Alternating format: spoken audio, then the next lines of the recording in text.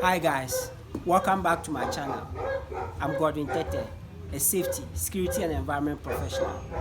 Thank you for your likes, thank you for comment on my videos. I urge you to still like and comment on my video. Today we're going to talk about the part 2 of last week's topic. That is the storage and usage of liquid petroleum gas, LPG, in our home. So that is the topic we are coming to treat today. We're going to take 4 scenarios as to what can happen with gas fires in our homes and how we're going to deal with it or how we're going to fight it should we be involved in such situation.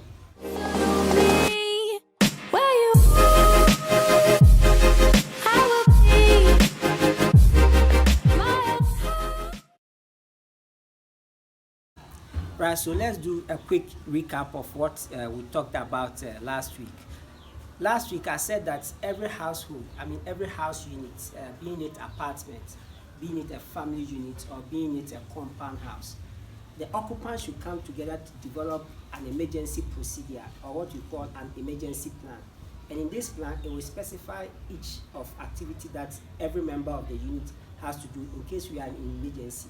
All right, so let's say in case fire, should we have fire, let's say one person has to call fire service, the other has to look for where the fire is and attempt using the fire extinguisher to extinguish if the person is properly trained and competent to do so, and the others who are going to reach out to Ghana National Fire Service should the fire overwhelms us to also come and extinguish for us. So always make sure you have a dedicated emergency protocol in the house, and it has to be regularly be tested. So occasionally you can just activate the system or an emergency like a simulation or a drill to see how we're going to act in case we have a real emergency. That's the very first one. Right, so the second takeaway is that everybody should have Ghana National Fire Service contact 192. The short code is 192, and it gets you to Ghana National Service headquarters for you to be assisted in case you are in emergency. Now, as we noted in our last video, every household should have a dedicated fire extinguishers installed in our homes, right? So that in case of fire, we can reach out to the fire extinguishers to fight the fire. Don't just install them. Try as much as possible to be trained and be competent in using the fire extinguishers. That's number one. You always regularly have to make sure that you install the fire extinguishers and you inspect them at all times. We're going to look at the various types of fire extinguishers that can fight kitchen fires. So that can fight Class C fires. Class C fires are gases fires. Alright, so let's say I have this type of fire extinguisher here, and this is a multi-purpose fire extinguisher. It can fight Class A fires, it can fight Class B fires, it can fight Class D fires, and it can also fight Class K fires. And Class K fires are kitchen fires. Fires that involve grease. Alright, so this multi-purpose fire extinguisher can fight a kitchen fire which involves grease. So this is the very first type of fire extinguisher we're looking at. And this is labeled ABC dry powder. So it fights Class A fires, it fights Class B fires, and it can fight Class C fires. And don't forget, Class C type of fires are fires that involve gases. So this fire extinguisher can fight Class C, which means it can fight kitchen fire, which involve gases. Okay. Carbon dioxide fire extinguisher. What this one does is that it fights mainly electrical fires, and it can also be used to fight Class C types of fires, which is the gas fire.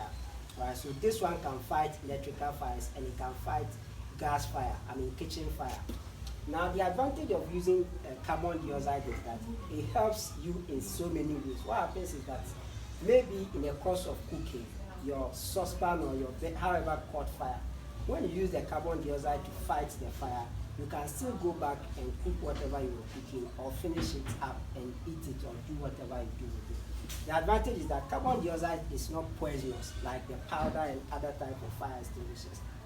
Carbon dioxide is actually not poisonous, so in case you use it, you can quickly continue with whatever you were doing before the fire came in and still go on, and it helps you also to keep your kitchen in shape easily, alright, unlike the powder fire extinguishers. So let's take the very first scenario. Like we said, in case we have fire that come from the hose, I mean the edge of the hose. And just know that these fires are really not likely. It doesn't really happen most often. But because we are taking the various scenarios of fires that can happen at the kitchen, let's take this very first scenario. So let's say if you have a fire at the edge of your hose, what you are going to do. All right, so let's take this scenario. So we have our hose, and let's say we'll try this. We'll open the cylinder, and we have fire. All right, so let's say fire. Like I've always been saying, in case you have fire like this, don't panic. All right, the very first step to take is that don't panic. Calm your mind. All right, make sure you calm your mind down. And like I said, the very first step to take is that if you have been with me throughout my training, you know that 3 things causes fire, and these 3 things are oxygen, I mean the normal air, and we also have combustible material, which is the gas. In this case, is the gas, and we have the ignition. I mean, ignition was what we use to light the fire. So in this situation, the very first step to take is that you can just go to your cylinder and you put the regulator off. All right. So the moment you take your regulator off, you automatically starve the fire of a major combustible material, and the fire will be completely extinguished. I mean, that's the very first step to take. So in case you go by this approach, the very first is to take off or turn off the regulator and you extinguish the fire. That's the very first step. So let's take this scenario. So the gases came from the point of our cylinder to where the hose is, because we had leakage. So now it has resulted in a fire.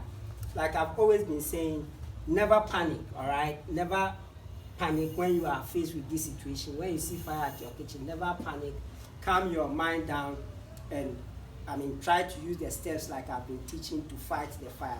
Now in this case, we are assuming that because of by design, we cannot have access to the regulator of the cylinder. All right, so we have to use other means to fight it. The other means you can use to fight this fire is that you just reach out to your wet cloth or wet towel, like I have here. This is my wet clothes. So what you do is that you make sure the cylinder is stable. If it's not stable, you can support it with your leg. If it's stable, you just go like this. Alright, then you extinguish the fire. When done, you just have to turn the knob or the regulator off after fighting the fire, and you are done fighting the fire. I mean, this is the second, another scenario we're giving. We're going to give the next one, which is also going to be the same. We are working around our gas cylinder. Okay, so let's take this scenario. So like I've always been telling you, your gas cylinder is never going to explode. Alright, so when you see a fire like this, don't panic. Calm your mind down. Even if where the fire is not easily accessible, or you cannot have easy or fighting it, you can just lift your gas cylinder to the appropriate place where you can fight it. Right? So the next scenario I'm giving is that now you have your towel like this. You just spread your towel like this. What you want to do now is to displace the fire of oxygen. The moment oxygen is displaced from the fire, now we can fight the fire.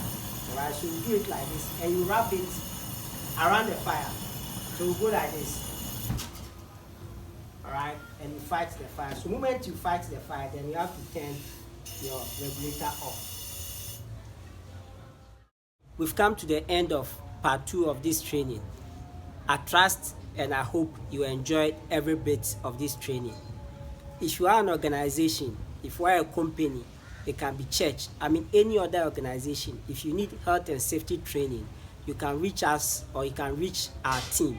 All right, we can come and set up your place, conduct all sorts of training for you.